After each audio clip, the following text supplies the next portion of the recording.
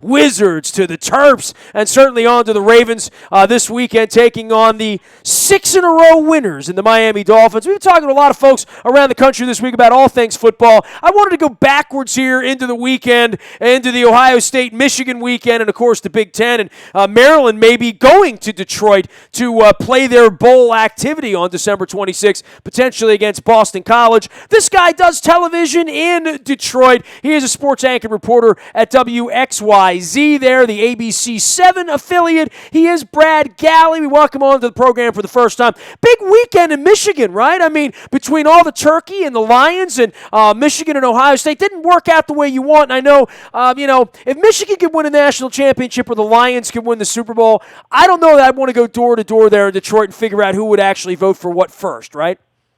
Unbelievable weekend. And I'll tell you what, it's unfortunately for Jim Harbaugh, it gives him a lot of time to watch his brother's team. I'll tell you that much. Nestor, and we sit down with him every week on Mondays. And, after the Ohio State game, we didn't get a chat with him because they said immediately after that he decided he was going to go and spend the time after recruiting. And he does tell me each and every Monday what he likes about his brother's team, what he saw, and how heartbreaking some of the losses have been this season. And he absolutely is so in tune with what his brother's Ravens team is doing each and every week. It would not surprise me to see him on the sidelines of a Baltimore game coming up here. Well, and that wouldn't shock me either. And I've known Jimmy since he hurled it with the 4 on his back in 1998 for Ted Marchibroda's marching Ravens and marching to a 5-11 record that year, by the way. I've seen all sides of this, but the way they lost, the measurement, that thing could have been, and believe me, I am no Ohio State apologist one way or the other. I support whatever Jack Harbaugh supports because I like him the best out of all three of the Harbaughs. And the boys would agree with that he is the nicer man. But, rooting for Michigan, I wasn't, but I certainly wasn't rooting against them. I thought the whole thing was a little bit of madness for my taste on the measurement. And I love that the conversation immediately after the game went to, we need a chip in the football. Everybody right away. And I think when you looked at those two teams going into the game, you knew the defenses were going to be good. And, God, were they great. I mean, it was unbelievable. Michigan could not move the ball in the second half at all. Ohio State basically got its offense going through interceptions on Wilton Speight. And then in overtime, everybody all of a sudden just decided they want to move the ball like crazy. And for it to come down to a gain of just a few inches, and that replay that we've watched in this state 500 times and we still can't get a clear view.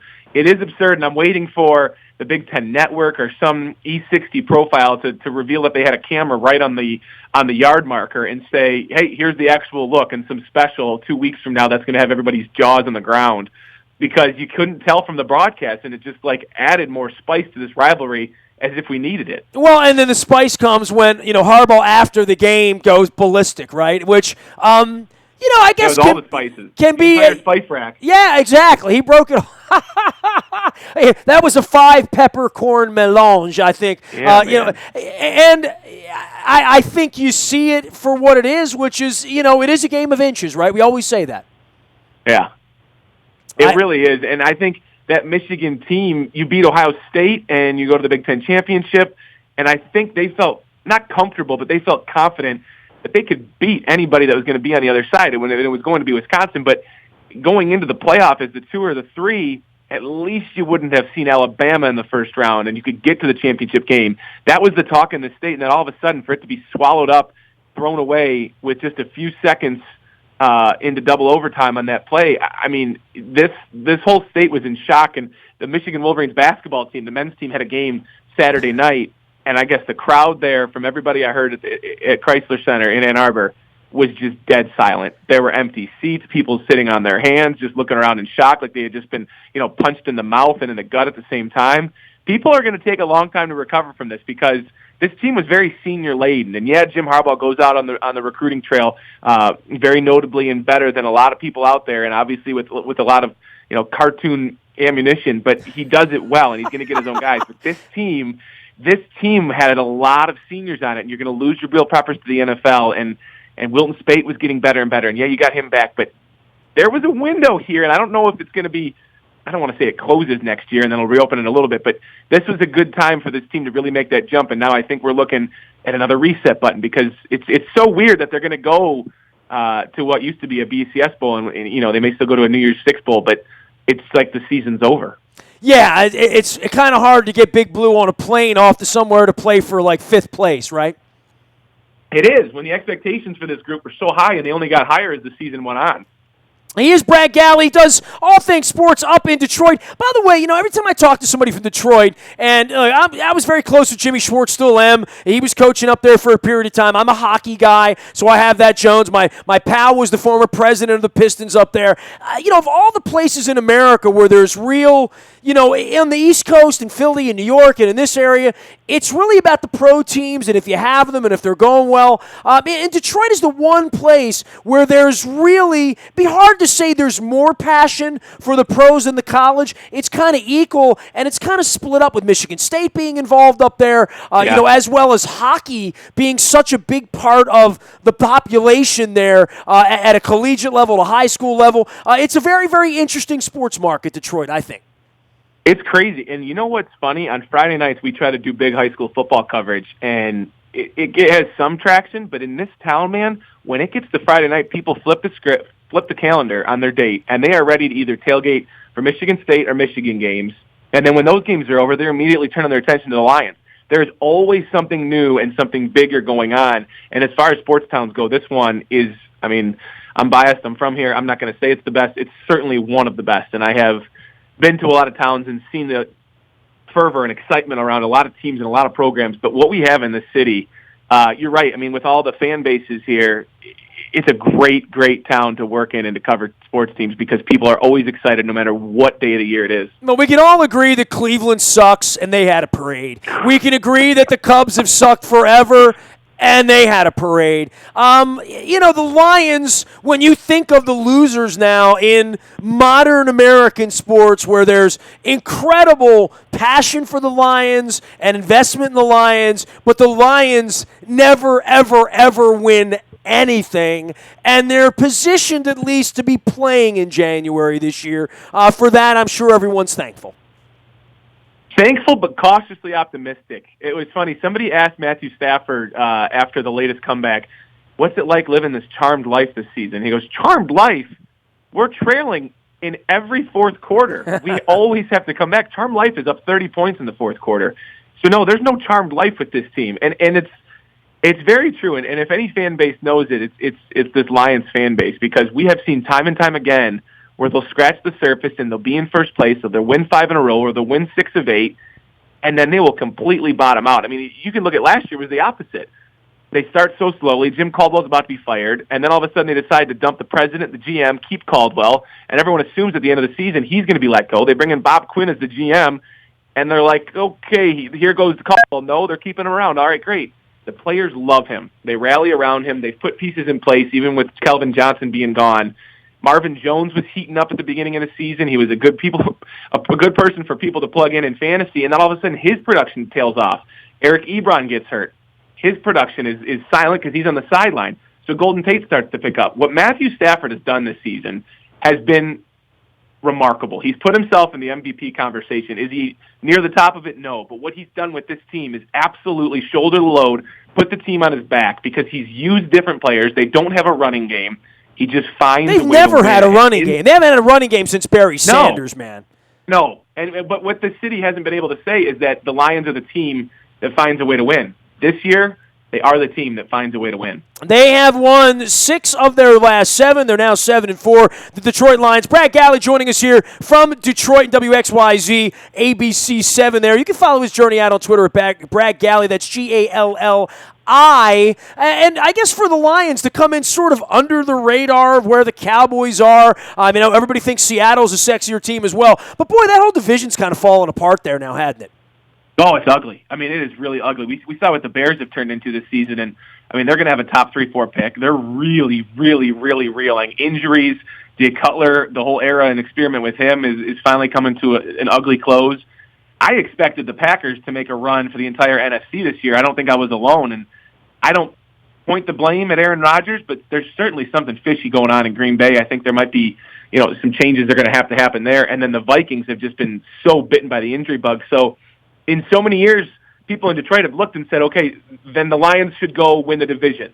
They haven't been able to do that in the past. It's been 23 years since they've done that. And so this season seems like it's that way. They've got 2 home games against division opponents left, and they're going to host Green Bay to end the season. They've got Chicago coming up at home here. They got a tough schedule, man. I mean, I'm looking down at their schedule. Tough. It's a good thing nobody's really, trailing them and hawking them because they're going to lose a couple more games. I don't think there's any doubt about that. But here's the thing. You beat your division opponents and you have the advantage to host them at home, then you're good. You're into the playoffs and you win the division. That's all they need to do. And that's not that hard to do for a team that has already, shown that they can beat the Vikings and do it in a way that has a lot of people turning their heads and saying, well, this team's got guts. They lost ugly games on the road in Chicago and Green Bay, but those teams are a lot different than they were when they beat the Lions. So you take care of your division opponents at home, and all of a sudden you're punching your ticket to the playoffs. Tough road game this week in New Orleans for the Lions. They got to go to the Giants on the 18th and then go to the Cowboys the day after Christmas as well. So you'll have that Cowboy-Lion matchup down there in Jerry's world after Christmas with the leftovers. I'm sure the Lions will be getting some heat at that point. But, the Saints, they can score. This is going to be a hell of a shootout this week, right? That's exactly what I was thinking. I'm trying to think, the last time the Lions were involved in such a tough stretch to end the season, and especially against so many dynamic offenses. You just said the Lions haven't had a running game since Barry Sanders. The best running game in football is the Dallas Cowboys, and it's bar none. And the Lions this season have not had DeAndre Levy on the field since week 1. Their best linebacker. It looks less and less likely like he is going to play against New Orleans, so it's sounding more and more like we're going to have to wait another week to see him on the field. If he can get back for this team, all of a sudden, knock on wood, they've been getting really, really healthy. Getting Ziggy Ansah back on the field. Darius Slay has been phenomenal in the secondary. That big game-clinching interception against the Vikings. They're dangerous, and they're doing it in a way where they're getting healthy, but they're really going to have to go on the road against some really good teams and show whether or not they are a dominant team. I think they can be a playoff team if they don't beat New Orleans, they don't beat Dallas, but it's not the mindset of a football team. If they want to prove something, they're going to have to beat one of those teams. Brad, keep the faith out there in Detroit, man. One of my fun moments, my wife and I did a 30 ballpark and 30-day baseball tour 2 years ago for leukemia. The highlight of the whole tour came, we left Comerica Park on a Sunday afternoon. I had to drop her off at the airport, and I drove down to Tiger Stadium just to see what was there, because I remember going to games. It was my favorite stadium. It was just the best stadium to sit in as from a fan's perspective. I'm sure you were a young lad, remember that as well, too. But they were playing ball out there. My wife actually threw me a heater, and I said I singled to left field. She said I grounded out to third base. So however you want to put it. But I did get to play a little ball there. So I do have a soft spot for Detroit, and I know we play the Lions next year. They wind up on our schedule. So, hey, I appreciate the time. As always, might be coming out there for the Terps game as we go bowling in Detroit, just where everyone wants to go for their bowl game. Hey, man, last year it was a downpouring sleet storm, so hopefully you can get some better weather if the Terps come here. I know there's a casino nearby and some decent Cajun food. 3 of them. Hey, man. Yeah, man. Brad, great having you on, man. I appreciate the visit.